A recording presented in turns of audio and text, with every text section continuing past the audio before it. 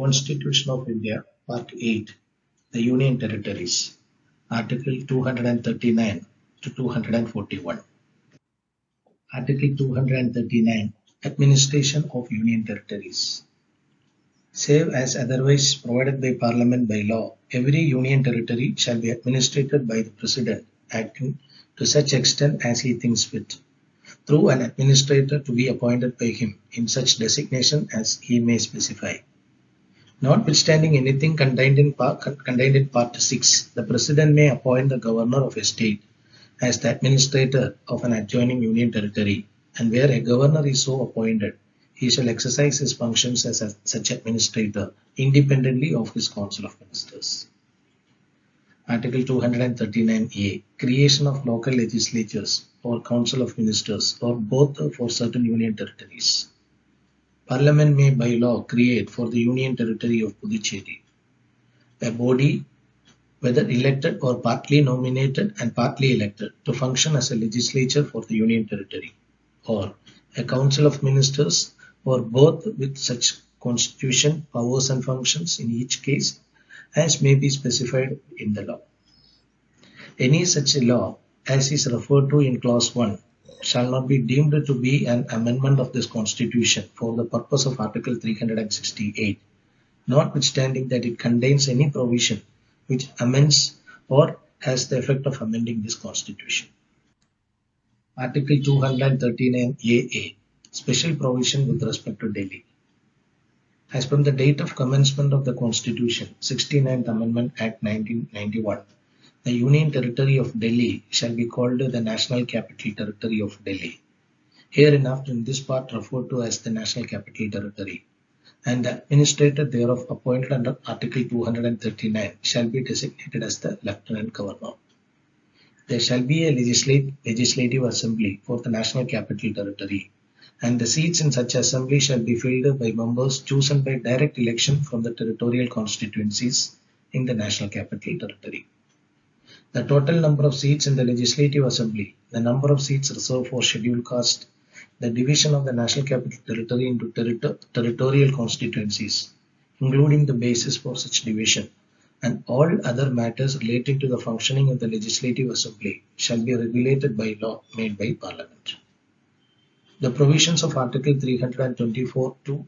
327 and 329 shall apply in relation to the National Capital Territory, the Legislative Assembly of the National Capital Territory, and the members thereof as they apply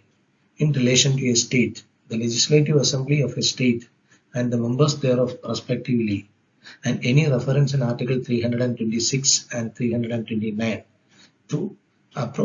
appropriate legislature shall be deemed to be a reference to Parliament. Subject to the provisions of this Constitution, the Legislative Assembly shall have power to make laws for the whole or any part of National Capital Territory with respect to any of the matters enumerated in the state list or in the concurrent list, insofar as any such matter is applicable to the Union Territories, except matters with respect to entries 1, 2 and 18 of the state list, and entries 64, 65 and 66 of that list, insofar as they relate to the said entries in 1, 2 and 18.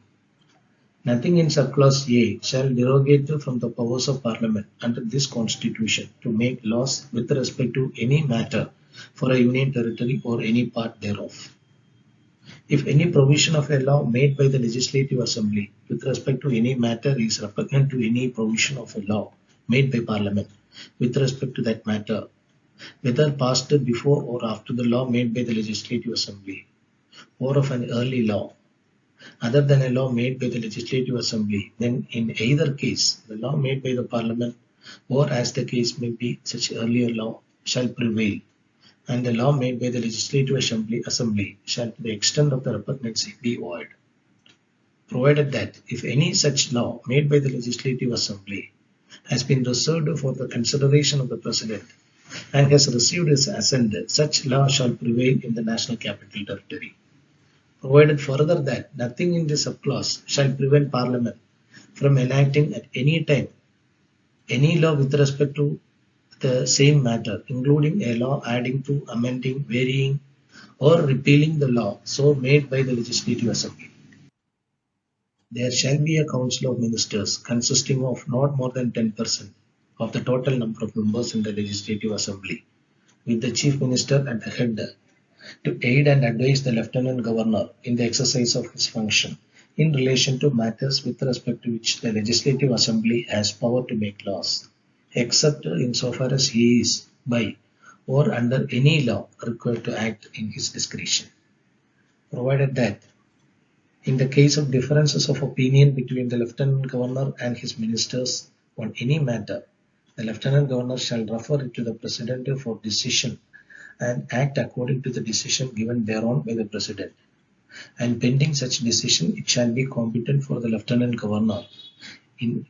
any case where the matter, in his opinion, is so urgent that it is necessary for him to take immediate action, to take such action, or to give such discretion in the matter as he deems necessary. The Chief Minister shall be appointed by the President, and other ministers shall be appointed by the President on the advice of the Chief Minister, and the ministers shall hold office during the pleasure of the President. The Council of Ministers shall be collectively responsible to the Legislative Assembly. Parliament may, by law, make provisions for giving effect to or supplementing the provisions contained in the foregoing clauses, and for all matters incidental or consequential thereto. Any such law as is referred to in subclause A shall not be deemed to be an amendment of this Constitution for the purposes of Article 368, notwithstanding that it contains any provision which amends or has the effect of amending this Constitution. The provisions of Article 239b shall, so far as may be, apply in relation to the National Capital Territory, the Lieutenant Governor and the Legislative Assembly as they apply in relation to the Union Territory of Puducherry, the Administrator and its Legislature respectively, and any reference in that article to Clause 1 of Article 239a shall be deemed to be a reference to this article or Article 239ab as the case may be. Article 239ab. Provision in case of failure of constitutional machinery.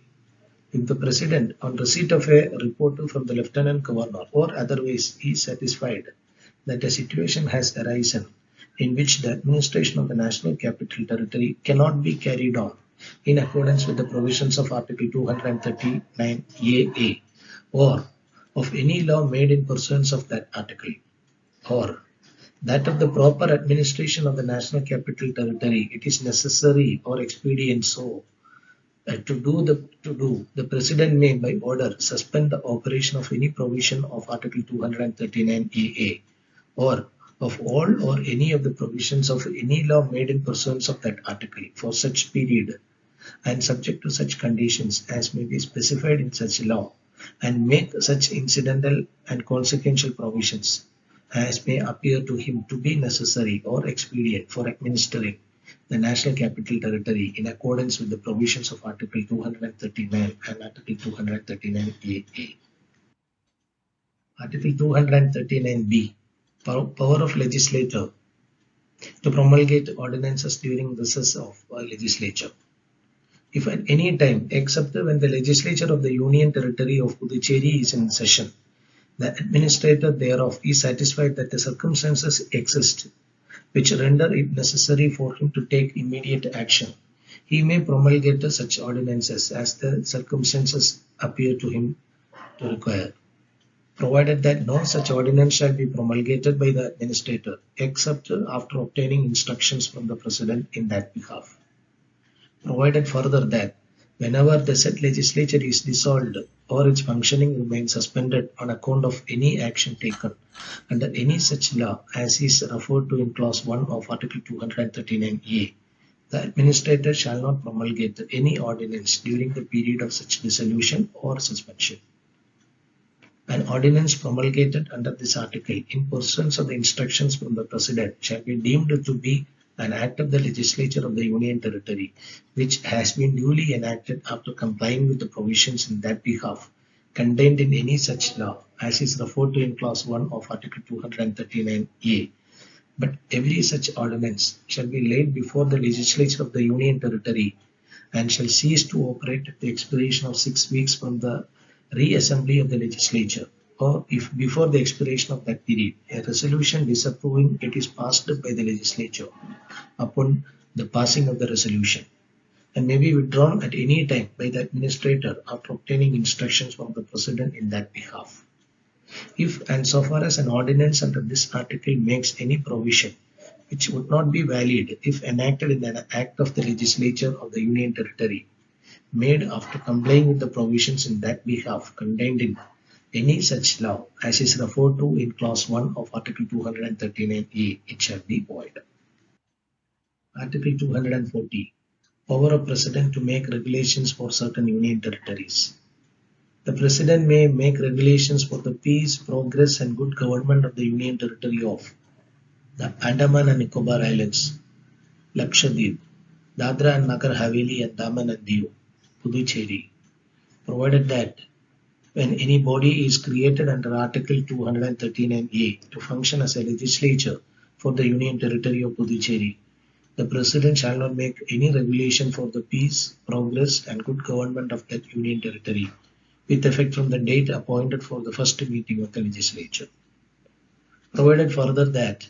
whenever the body functioning as a legislature for the Union Territory of Puducherry is dissolved, or the functioning of that body as such legislature remains suspended on account of any action taken under any such law, as is referred to in clause 1 of Article 239A, the President may, during the period of such dissolution or suspension, make regulations for peace, progress and good government of that Union Territory. Any regulation so made may appeal or amend any act made by Parliament or any other law which is for the time being applicable to the Union Territory,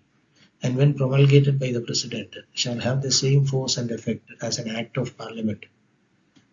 which applies to that territory. Article 241. High Courts for Union Territories. Parliament may by law constitute a High Court for a Union Territory or declare any court in any such territory to be a High Court for all or any of the purposes of this Constitution. The provisions of Chapter 5 of Part 6 shall apply in relation to every High Court referred to in Clause 1, as they apply in relation to a High Court referred to in Article 214, subject to such modifications or exceptions as Parliament may by law provide. Subject to the provisions of this Constitution and to the provisions of any law of the appropriate legislature made by virtue of powers conferred on that legislature by or under this Constitution, every High Court exercising jurisdiction immediately before the commencement of the Constitution, 7th Amendment Act 1956, in relation to any Union Territory shall continue to exercise such jurisdiction in relation to that territory after such commencement. Nothing in this article derogates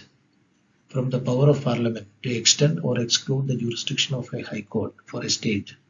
to or from any Union Territory or part thereof.